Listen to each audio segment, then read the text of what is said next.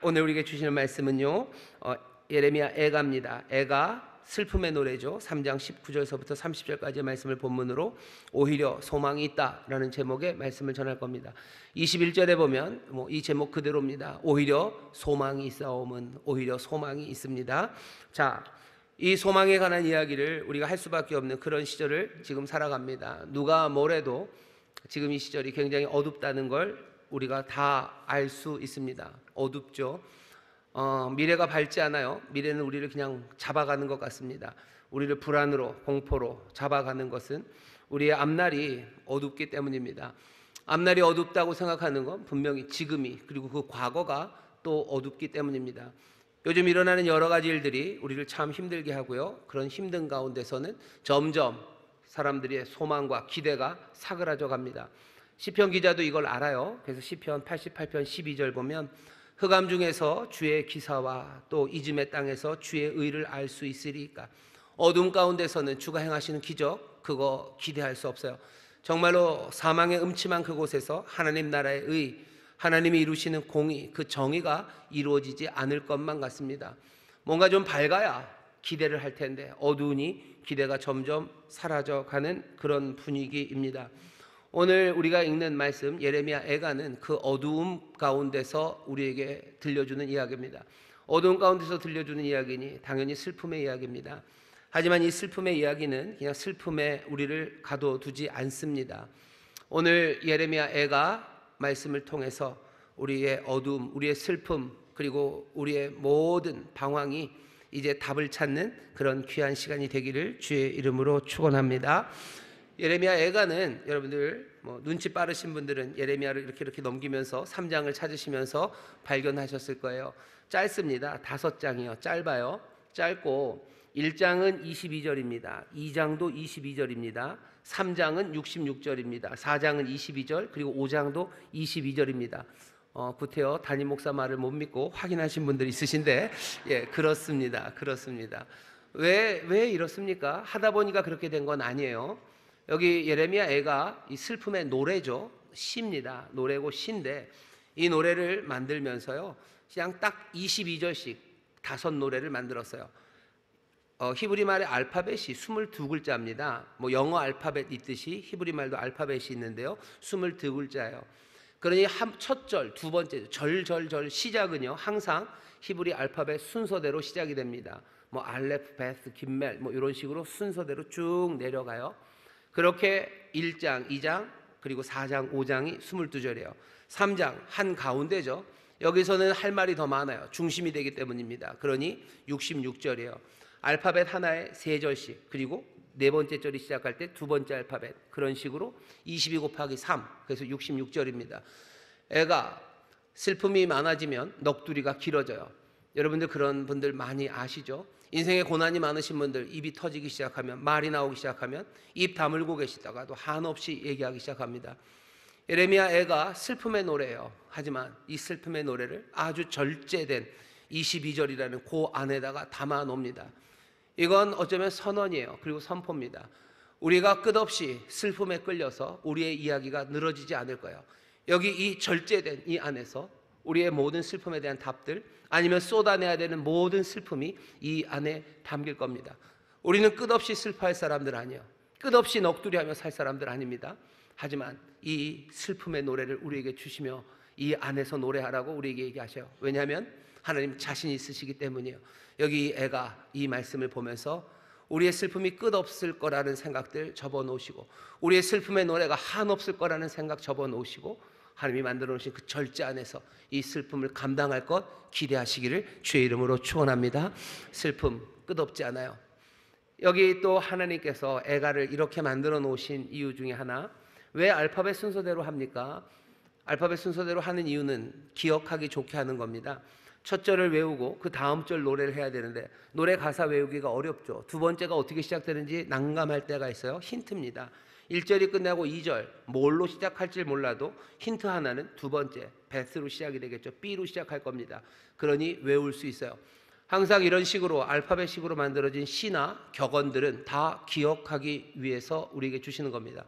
애가는 그러니 그냥 형식 자체가 우리에게 주는 메시지가 있어요.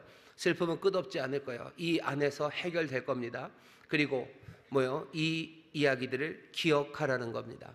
여러분들, 오늘 설교의 첫 번째 우리에게 주시는 거예요. 기억하십시오.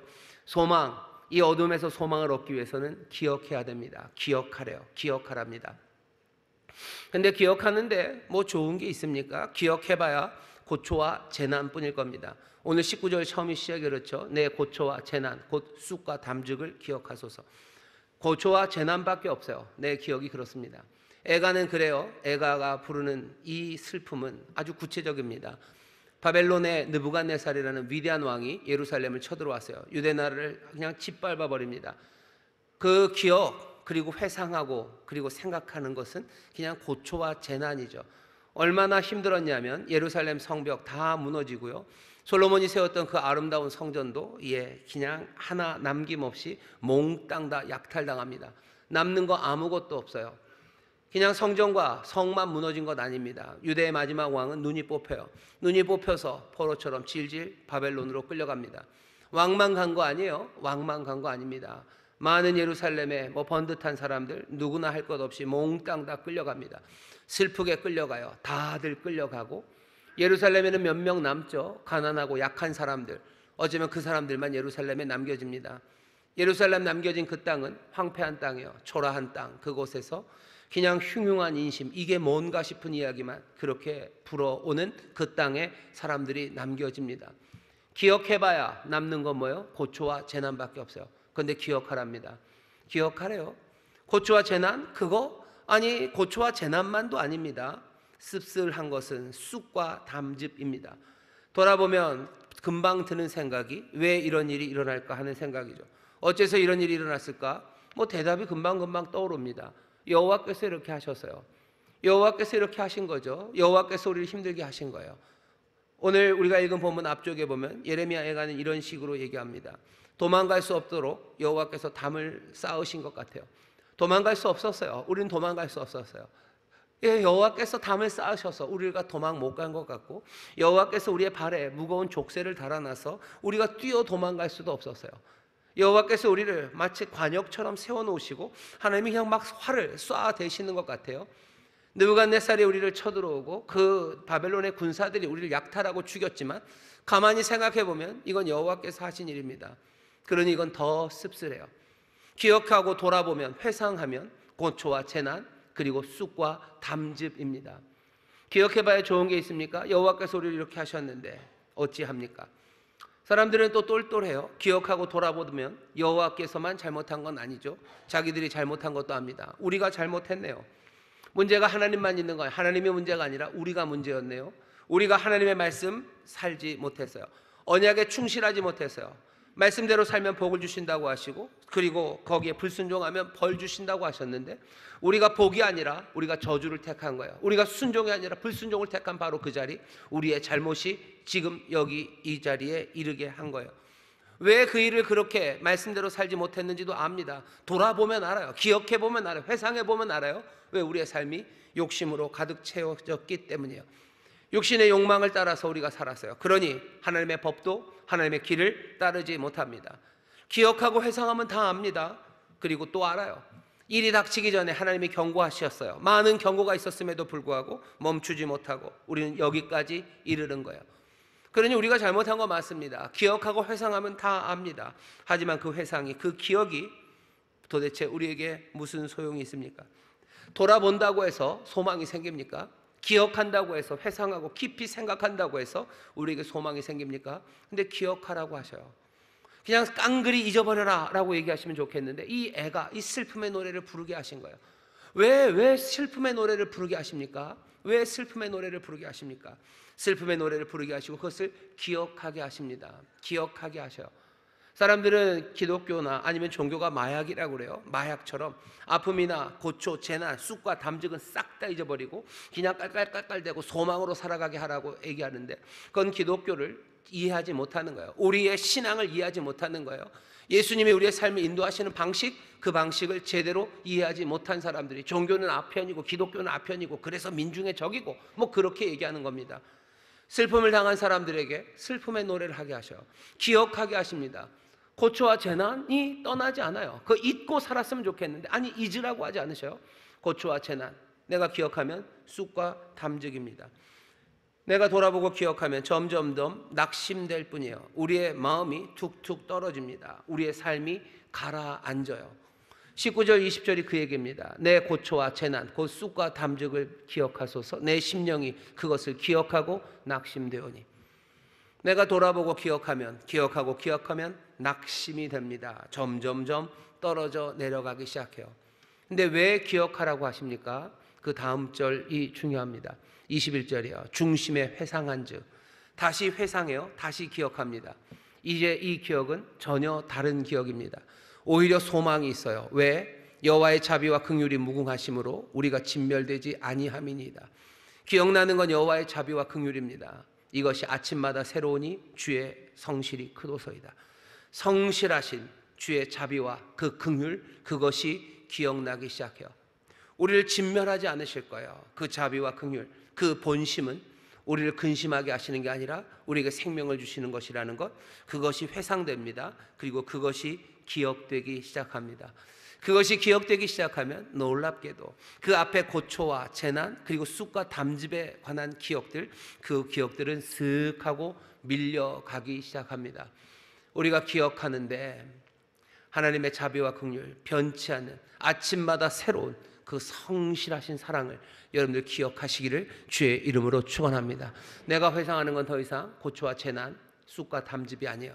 자비와 긍휼, 아침마다 새로운 그 귀하신 성실하신 사랑, 그것이 기억이 됩니다. 그러면 어떻게 돼요? 24절 내 심령에 이르기를 여호와는 나의 기업이시니 그러므로 내가 저를 바라리라. 내가 저를 소망합니다.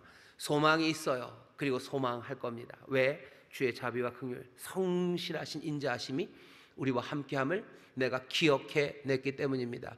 여러분들 이 기억을 놓치지 마시기를 주의 이름으로 축원합니다. 그러니 기억하셔요. 고초와 재난, 쑥과 담즙을 기억하나 주의 자비와 긍휼 그리고 그 놀라우신 변함없는 영원한 사랑을 기억하셔야 됩니다. 그게 이 어둠의 세상에서 낙심되고 가라앉는 이 세상에서 소망이 있다고, 내가 소망하겠다고 그렇게 살아가는 삶의 변화, 소망의 사람으로 만드는 그 방법임을 여러분들 기억하시기를 주의 이름으로 축원합니다. 여러분들 크게 아멘을 안 하셔요. 목회 알긴 알겠는데 우리의 생각이라는 게 우리 마음대로 안 되죠. 우리의 생각은 계속해서 고초와 재난, 쑥과 담즙 그리로 갑니다.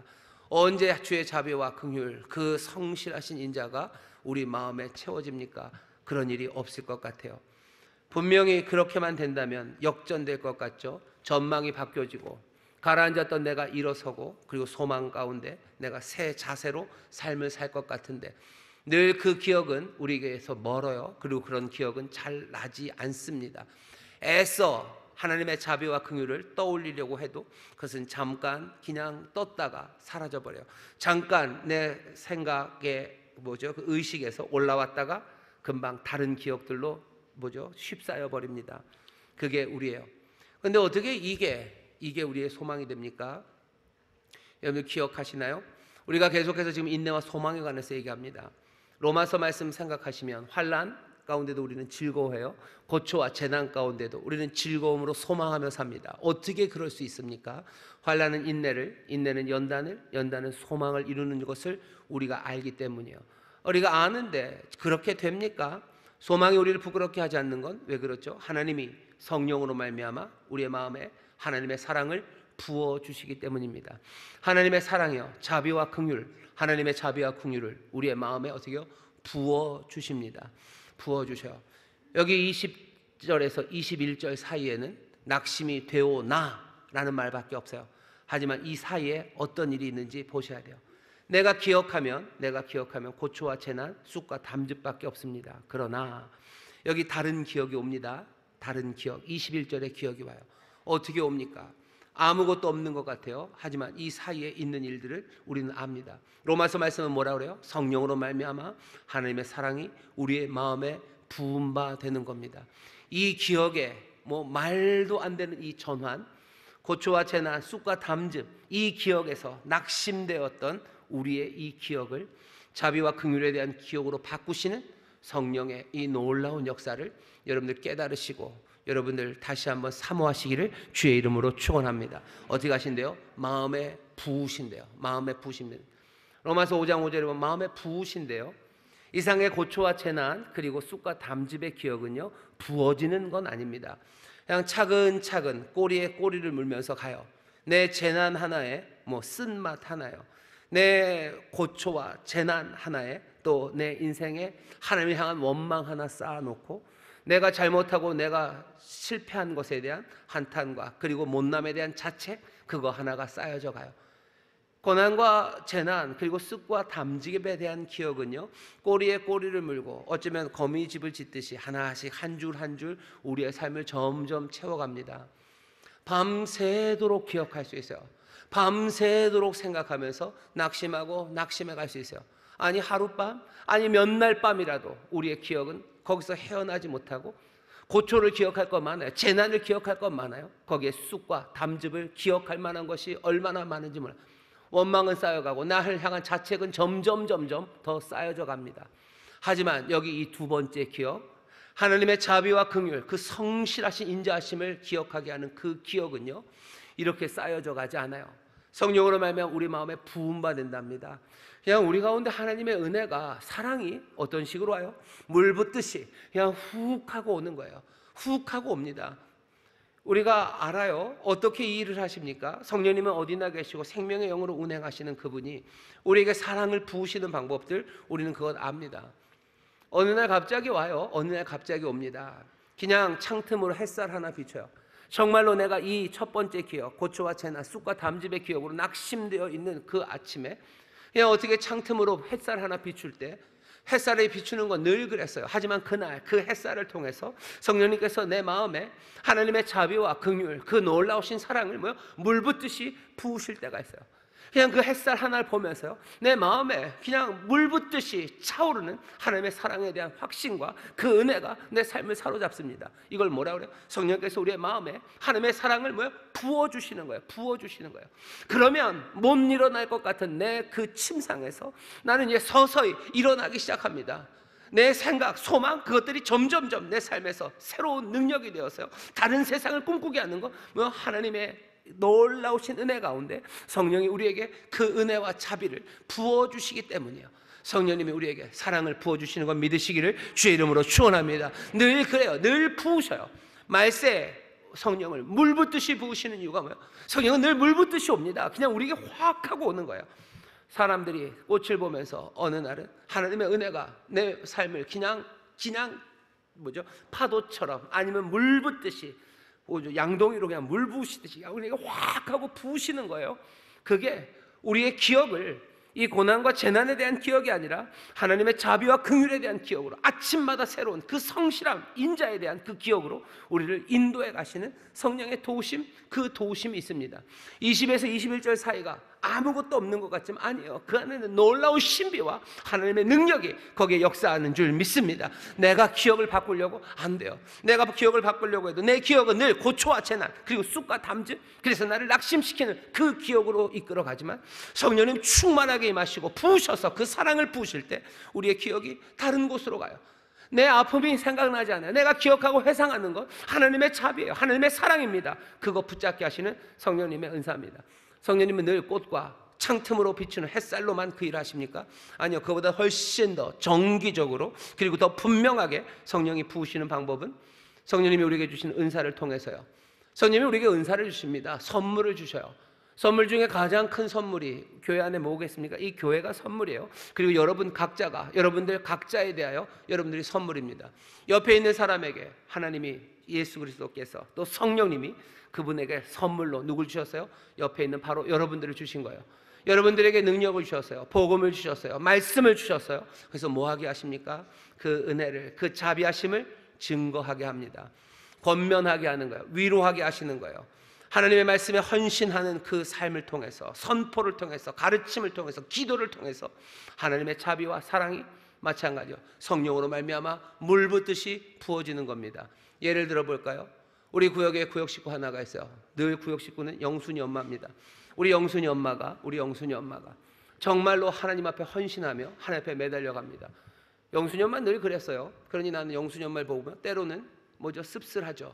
고난과 담즙이 기억납니다. 왜? 내가 옛날에 나도 그렇게 했었는데, 내가 그때 고난당한 거, 내가 그때 힘들었던 재난들, 그래서 내가 하나님 원망하고 내가 또 잘못하고 여러 가지 씁쓸함이 기억이 나요. 그러나 어느 날은 영순이 엄마의 헌신, 그 기도가 내 마음 가운데 하나님의 은혜로, 그리고 성령의 놀라우신 역사하신 가운데 주의 자비하심으로 나를 가득 채우는, 물 붓듯이 채우시는 거예요. 어쩌면 영순이 엄마의 어설펐던 그 봉사하는 몸짓 하나가 그냥 세상 무엇도 줄 수 없는 그 하나님의 자비하심과 긍휼하심으로 내 마음을 그냥 때리시는 거예요. 폭포처럼, 어쩌면 얼음물 한 바가지를 붓듯이 내 머리부터 저 발 뒤꿈치까지 움직일 수 없는 자비가 나를 붙잡으시는 거, 그거 체험하게 합니다. 내 사랑하는 구역장이 나를 위해서 기도하는 게 예전에는 그냥 씁쓸했어요. 뭐 그냥 그렇지 그랬어요. 하지만 어느 날은 우리 구역장님이 나를 위해서 기도할 때, 사실은 그 구역장님은 진짜로 떨린 건 아니에요. 목에 뭐가 좀 걸려서 살짝 떨렸는데 성령께서 은혜를 주셔서 어떻게 하셔요? 그냥 그 떨림 하나가 내 영혼을 사랑하시는, 또 내 영혼을 향해서 선포하시는 주의 놀라우신 자비와 긍휼로 나에게 쏟아 부어지는 때가 있는 거예요. 그게 뭡니까? 성령으로 말미암아 우리에게 하나님의 사랑을 정말로 마음에 부으시는 그 시간이에요. 성령이 우리의 마음에 부으십니다. 여러분이 그러니 어떻게 하셔야 돼요? 성실함으로 증거하시고, 그리고 귀한 믿음의 본으로 하나님이 주시는 능력으로 섬기는 것처럼 섬기고, 하나님의 말씀을 하는 사람처럼 하나님의 말씀을 전하기 시작하고, 하나씩 위로하고 격려하는 그 귀한 선물을 우리에게 주셨어요. 이 선물을 여러분들 놓치지 마십시오. 이 선물을 통해서 하시는 성령님의 은사를 여러분들 기억하셔요. 그리고 스스로도 내가 성령의 선물이 되어 나로 말미암아 또 성령님께서 내 사랑하는 구역원들에게, 내 사랑하는 이 믿음의 형제 자매들에게 하나님의 사랑을 물붓듯이 부으셔서 이 어두운 세상에 소망이 있다고 말하고 소망하리라고 일어서는 그런 믿음의 사람 되게 하시기를 여러분들 기대하시고, 또 그 마음에 소원을 품으시기를 주의 이름으로 축원합니다. 성령님 그렇게 채우셔요. 그렇게 채우셔요. 또 어떻게 채우십니까? 그보다 어쩌면 더 확실하고 더 정기적인 방법은 주 앞에 나와 예배하는 그 시간입니다. 우리가 떡과 잔을 먹고 마십니다. 그때마다 주의 죽으심을 기념해요. 주의 죽으심을 기억합니다. 주의 죽으심과 부활하심은 주의 성실하신 인자예요. 하나님이 얼마나 끝까지 사랑하시고 우리를 향한 자비와 긍휼을 베푸시는지 주의 죽으심과 그 부활하심이 증거합니다. 우리는 그것을 기억해요. 은혜를 기억합니다. 언제? 이 성찬을 통해서요. 떡을 나누고 잔을 나눌 때 이 은혜를 우리가 기억합니다. 떡을 나누고 잔을 나눌 때 여러분들 기대하셔요. 성령께서 하나님의 사랑을 우리 가운데 부으십니다. 우리 가운데 부으셔요. 떡 하나, 찢겨진 살과 우리 위해서 흘리신 보혈 붙잡았을 때 우리의 영혼 가운데, 아니 우리의 몸이 체험할 수 있을 만큼 우리의 삶을 완전히 사로잡아 가시고 우리의 모든 영혼을 채우시는 주의 자비하심과 긍휼, 그것들을 우리에게 채우셔요. 성령님이 그 일 하십니다. 그럼 오늘 떡을 주나요? 오늘은 떡이 없습니다. 다음 주에 하겠습니다. 다음 주에 성찬할 거예요. 하지만 떡이 없고 잔이 없어도 여기서 전해지는 말씀은 떡이에요. 그리고 잔입니다. 언약의 잔이에요. 하나님의 약속을 전합니다. 그리고 생명의 떡, 그 생명의 말씀을 이 시간 전해요. 이 시간 우리의 마음이 뜨거워야 돼요. 이 시간 우리의 마음에 하나님께서 정말로 성령으로 말미암아 부으시는 그 자비와 긍휼이 물붓듯이 부어지게 되기를 기도하고, 또 그렇게 역사하시는 줄 믿습니다. 여러분, 그러니 왜 이 기억이 변할까에 대해서 여러분들 그냥 언제 그런 기억이 변할까? 답은 있어요. 성령이 우리에게 하나님의 사랑을 물붓듯이 부으실 때요. 언제입니까? 이 세상에서 우리에게 보여주는 여러 가지 사건 가운데 성령님이 그 일 행하시고, 우리 믿음의 선물로 주신 우리 한 몸된 형제 자매를 통해서 이 사랑을 부으시고, 또 우리의 예배를 통해서 이 사랑을 부으십니다. 여러분들 이 귀한 은혜와 선물을 받아 누리시기를 주의 이름으로 축원합니다. 그럼 어떻게 돼요? 기억이 변해요. 사랑이 생각나요. 하나님의 자비와 그 놀라우신 사랑, 그것이 생각납니다. 그러면 내 고초와 재난, 그리고 쑥과 담즙에 대한 기억들, 그 기억들은 밀려가기 시작합니다. 여기에서 소망을 말하기 시작해요. 소망이 있다. 오히려 소망이 있습니다. 내가 오히려 소망하며 살아갑니다. 여러분들 그 은혜와 자비, 그 안에서 소망하게 되시기를 주의 이름으로 축원합니다. 기억하라고 그래요. 두 번째는 뭡니까? 두 번째는 여러분들 이 자비를 붙잡으셔야 됩니다. 자비를 꼭 붙잡으셔야 돼요. 왜냐하면 우리가 소망하겠다고 결심을 해도 우리의 힘으로 그 소망을 유지할 수 없습니다. 우리가 읽은 본문 바로 앞절에 18절에 보면 스스로 이르기를 나의 힘과 여호와에 대한 내 소망이 끊어졌다 하였도다. 내 힘으로 소망합니다. 내 힘으로 여호와를 소망해요. 하지만 그건 끊어집니다. 내가 실패한 소망들이 얼마나 많습니까? 소망해봤지만 금방 다시 가라앉아요. 소망은 혼자 설 수 없습니다. 내 힘으로 소망을 세울 수 있다고요? 내 힘으로 계속해서 소망한다고요? 그런 사람 없어요. 왠지 아셔요? 우리의 마음에는 소망과 절망이 같이 있기 때문에 그래요. 내 마음 안에는 믿음과 의심이 함께 있기 때문입니다. 내가 힘내서 소망을 하지만 내 안에 있는 절망이라는 놈이 그것들을 금방 끌어내립니다. 그러니 내 힘으로 소망할 수 있습니까? 아니요, 내 힘으로 소망할 수 없어요. 내 힘으로 여호와를 소망한다 해도 그것이 안 됩니다. 나의 힘, 나의 여호와에 대한 소망, 그것이 끊어졌다고 얘기하죠. 그럼 어떻게 합니까? 어떻게 합니까? 오늘 말씀을 잘 보셔요. 오늘 말씀을 보시면 소망이 있다고 21절에서 얘기해요. 22절에서 뭐라고 얘기하죠? 내가 소망하겠다고 얘기해요. 그 소망과 소망, 그 한 중간에 뭐가 있습니까? 주의 자비와 긍휼, 그 성실하심이 있어요. 22절, 66절로 얘기하는 것처럼 오늘 이 본문 21절부터 24절도 그 모양으로 우리에게 보여줘요. 여기 샌드위치죠. 소망은 그 중간에 뭐가 있습니까? 자비와 긍휼, 성실함이 있어요. 소망은 혼자 섭니까? 혼자 못 섭니다. 소망은 어떻게 해야지 설 수 있습니까? 이 자비와 긍휼을 끌어안아야 설 수 있습니다. 내 힘으로 되지 않아요. 끝까지 이 자비와 긍휼을 끌어안으셔야 돼요. 왜 끌어안으라고 그러는지 아셔요? 이 자비하신 주님은 우리를 곤란하게 만드시는 주님이시기 때문에 그래요. 38절 뒤에 가면 이렇게 되어 있습니다. 복이 지극히 높으신 자의 입으로 나오지 아니하느냐. 여기 자비 많으시니가 어떤 분이셔요? 전에 우리를 때리셨던 분이에요. 이 자비 많으시니가 어쩌면 관역처럼 우리를 세우시고 우리가 화를 쏘셨던 그 하나님을 잊을 수가 없어요. 그러니 이 자비롭고 긍휼하신 이 하나님에 대해 소망을 가졌다가도 가만히 생각해 보면 줄줄줄줄 이상한 이야기들이 계속해서 이 하나님이 왜 이러시는지에 대한 설명이 계속해서 나와야 될 것만 같습니다. 하나님은 자비하시다. 근데 보니 아니신 것도 같아요. 이거 뭐지? 라고 둑이 터지는 거예요. 그 둑이 터지고 나면 이야기는 점점점 길어져요. 길어지는 이야기는 어디로 갑니까? 고난과 재난, 고초와 재난, 그리고 쑥과 담즙의 기억으로 가기 시작하는 거예요. 우리가 잘못해서 하나님이 때리셨네. 이 어려움 다시 원점으로 돌아갑니다. 어떻게 하시는 수밖에 없어요? 소망은 이 귀하고 놀라우신 자비와 긍휼을 놓치지 말고 끌어안아야 되는 거예요. 하나님이 어떤 분이신지 내가 그거 이해하기 시작하면 이 하나님은 자비로우시라는데 왜 그렇지? 라고 말하면 우리는 소망에서 넘어질 수밖에 없어요. 어떻게 하는 수밖에 없습니까? 우리가 이해가 안 돼요. 줄줄줄 설명 안 됩니다. 어떻게 해야 되는 거예요? 끌어안는 거예요. 내가 내 사랑하는 형제가 얘가 왜 이러는지 잘 몰라요. 얘가 정말로 좋은 애예요. 근데 왜 그런지 모릅니다. 그거 하나하나 설명하고 왜 그런지 생각하다 보면 나는 이 아이에 대한 소망, 그 소망 가질 수 없어요. 하는 방법은 뭡니까? 그냥 끌어안는 거예요. 끌어안아야 되죠. 우리가 십자가 붙잡고 살아갑니다. 십자가 하나님의 자비와 긍휼을 끌어안고 살아가는 거예요. 십자가를 다 설명할 수 있습니까? 왜 때리셨을까? 선하심은 뭘까? 그거 생각하기 시작하면 이야기는 점점점 길어져요. 소망이 아니라 우리를 낙심하는 대로 이끌어갑니다. 방법은 뭐예요? 십자가 끌어안는 거예요. 그 거친 십자가 우리가 다 이해할 수 없으나 자비와 긍휼 성실하심을 보인 그곳, 그 놀라우신 주님을 우리는 끌어안을 때 그때 소망을 갖는 거예요. 여러분들 너무 많은 생각들이 우리를 소망하지 못하게 합니다.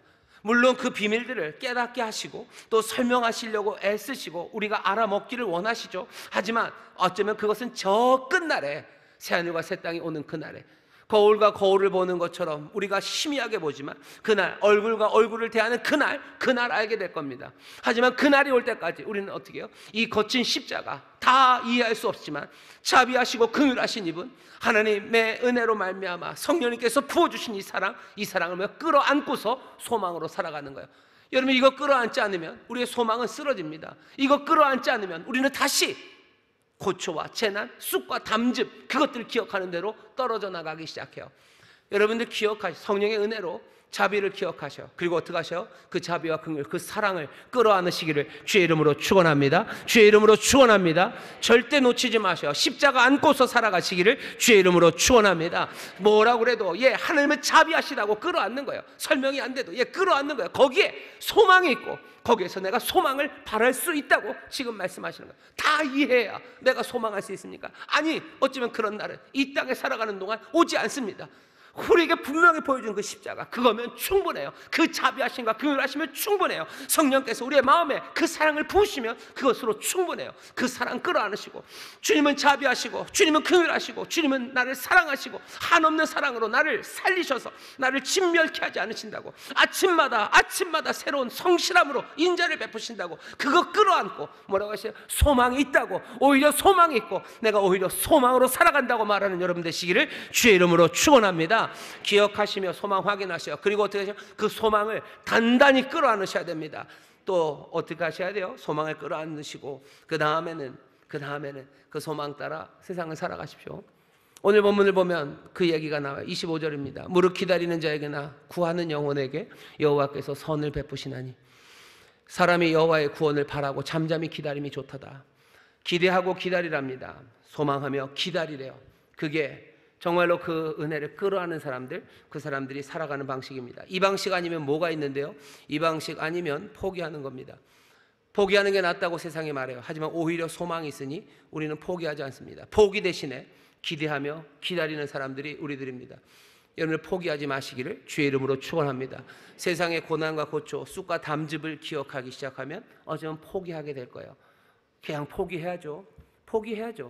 하나님 이해하기 어렵고 나는 나를 믿을 수 없어요. 그럼 도대체 뭘 기대합니까?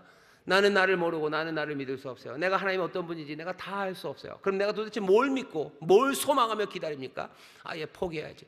영원히 그것들을 알 수 없을지도 몰라요. 그럼 포기해야지.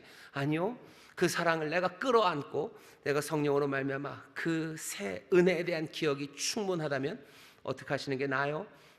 기대하고 기다리는 게 낫습니다. 포기하지 마셔. 소망의 사람들답게 정말로 포기할 이유 가득한 이 세상에서 여러분을 오히려 기다리고 또 기대하는 소망의 사람들 되시기를 주의 이름으로 축원합니다. 또 어떻게 하랍니까? 두 번째 27절입니다. 사람이 젊었을 때 멍에를 메는 것이 좋으니 혼자 앉아서 잠잠할 것은 주께서 그것을 메우셨습니다. 우리에게 멍에를 메셔요. 멍에를 메우셔. 주께서 우리에게 멍에를 메우십니다. 그러니 어떻게 하셔야 돼요? 여러분들 그 멍에 힘들어도 풀어내지 마시고 그 멍에를 지고 가시기를 주의 이름으로 축원합니다. 왜 이놈의 멍에를 메셨는지 내가 모른다고, 이 멍에가 얼마나 고초와 재난이었는지 모른다고 습과 담즙이라고 생각하면 멍에는 벗어버려야 되는 게 돼요. 멍에는 벗어버려야 되죠. 이놈의 가족들, 내가 왜 이걸 다 짊어지고 가야 됩니까? 내가 벗어버리고 싶어요. 도망가야죠. 왜 내게 이런 사명을 주셔서 되도 않는 전도를 하라고 하냐고. 좀 말랑말랑하고 착한 사람들 전도하게 하셔야죠. 왜 이런 사람들, 내 형제와 내 자매, 내 이웃으로 주셔서 내가 왜 이 멍에를 져야 됩니까? 난 도망가야죠. 왜 내 인생은 이만큼 허망하게 만드시고 이렇게 약하게 만드셔서 나로 하여금 이렇게 힘들게 질질 끌고 이것들을 다 어깨에 지고 가야 됩니까? 내가 포기하고 싶은 마음 많아요. 하지만 우리에게 말씀하십니다. 아니, 이 멍에는 주가 너에게 메우신 거다. 그러니 앉아 잠잠히 그 멍에를 지고 걸어가라 라고 얘기하시는 거예요. 소망의 사람들은 멍에를 지고 가는 사람들입니다. 멍에를 벗어버리려는 소망, 그런 건 없어요. 주께서 내게 맡겨주신 멍에, 그 멍에를 지고 갑니다. 거기에 오히려 소망이 있습니다. 아니, 오히려 소망이 있기에 나는 멍에를 지고 갑니다. 예수님 수고하고 무거운 짐진 자들 다 내게로 오라고 하셨어요. 내가 너희를 쉬게 하신댔죠. 그럼 좀 쉬게 하시지. 또 무슨 멍에를 또 메우게 하신대요. 변명은 하시죠. 나는 온유하고 겸손하니 내가 메는 멍에 건 쉽고 가볍다라고 말씀은 하셔도 쉽고 가벼울 리가 있습니까? 가서 제자 삼으라 그러고 하나님의 나라 일을 하라는데 우리에게 맞지 않는 옷을 입혀주시는데 그게 어떻게 쉽습니까? 하지만 쉽다고 말씀하시면 우리에게 멍에를 메어주셔요. 이 멍에를 메어야 됩니까?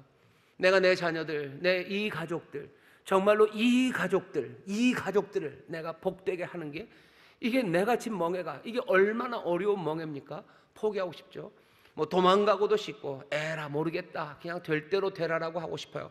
하지만 주께서 얘기하시는 거예요. 아니, 힘들어도 주가 메어주신 멍에다 참고 기다리고 가는 거예요. 왜? 소망이, 주의 긍휼과 자비하심이 우리와 함께해요. 우린 그걸 기억합니다. 고초와 재난, 쑥과 담즙, 그거 기억하지 않아요.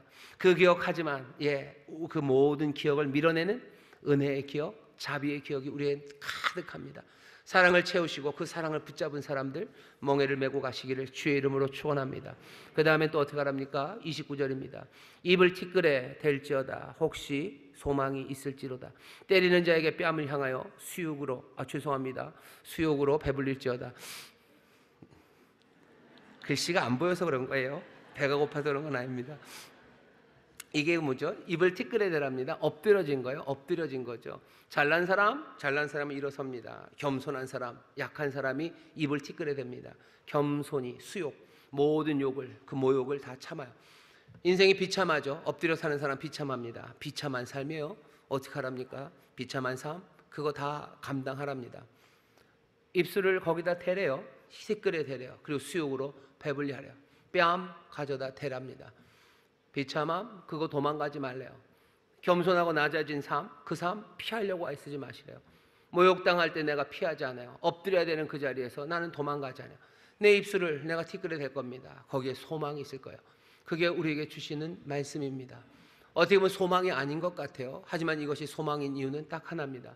예수 그리스도 우리의 소망이 되시고, 그리고 또 우리에게 소망을 주시는 그분이 소망으로 이렇게 사셨어요.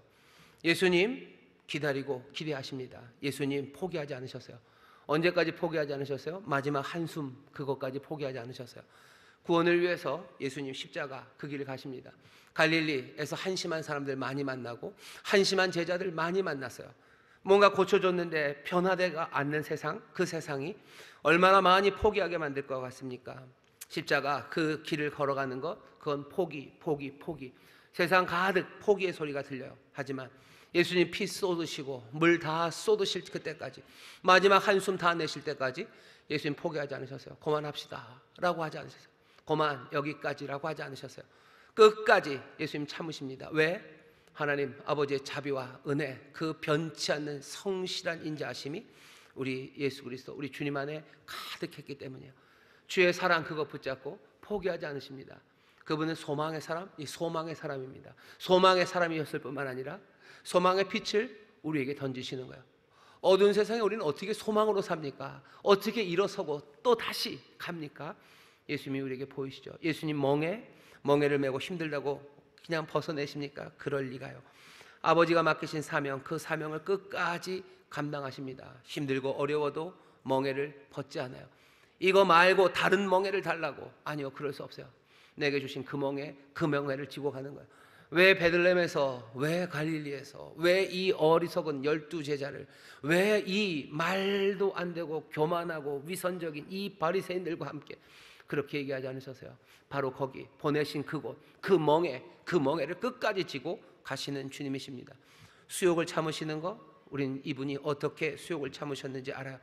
티끌을 입에 대는 거, 그 모든 수욕, 뺨 맞는 거, 모욕당하는 거, 세상의 온갖 비난들, 동네 사람들이 뭐 미쳤다고 하는 말들, 뭐 이상하게 태어났다는 이야기들, 온갖 이야기들을 여기 주님은 겸손히 그 모든 수욕을 참아내시며 걸어가십니다. 왜?